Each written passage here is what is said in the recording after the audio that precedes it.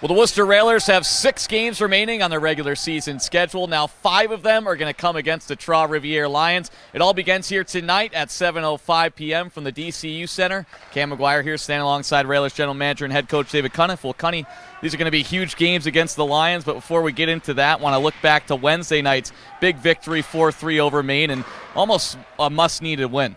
Yeah, it certainly was. You know, we're competing with Maine for a playoff spot as well as Trois-Rivières. So, to spot those guys too, it wasn't comfortable. But, luckily for me, I have the great group of character guys in the locker room that found a way to get it done. And it was a momentum swing heading into the third period. I think it was the sight heard around, obviously in the building, maybe around the city and maybe around the world as too, but Chris Ortobody with the Make Some Noise. Could you rival that? I tell you, I cannot rival that, but it definitely got the guys going. I tell you, being on the bench, every guy commented on it. They were looking up to him in the stands. They were pointing up to him. They were yelling on the bench, let's do it for Orto. So it definitely had the effect that we were looking for. We'll talk about that win, obviously, heading into the third period down. And it was the first time this year that the Railers have come back when trailing after 40 minutes of play, and it's coming at a big time. Yeah, it came at the right time. I wish we did it earlier in the year.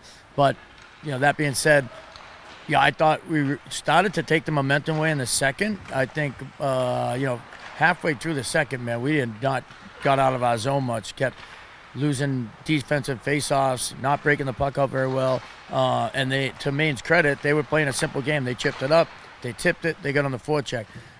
We had I think it was Brent Bowden's line with Nolan Veazey and Anthony Rapace. They grinded a puck on a breakout. They got it deep, and they had a great offensive zone shift. There was a whistle. We went out.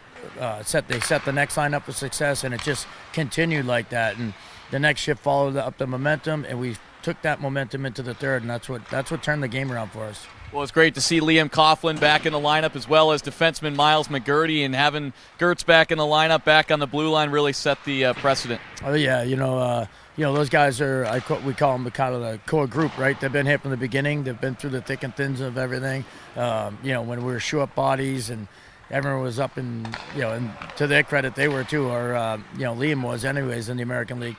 So, they've been through it, and I think that's just part of the reason. These guys are committed to the organization, committed to the fan base and ownership, and I think it showed. I don't think it's an accident that more of the core group went in and we won hockey games. Before we talk about the Lions and a little bit of the remaining schedule here, obviously on Wednesday it marks 7 games left on the regular season schedule, and we were kind of talking before splitting it up into different kind of segments and 3-game series. Just kind of talk about how you've looked at the remaining schedule. Yeah, so with 7 games left, talking to the team and the group, I wanted to take it, 3-game series. So I looked at Wednesday, Friday, Saturday as a 3-game playoff series.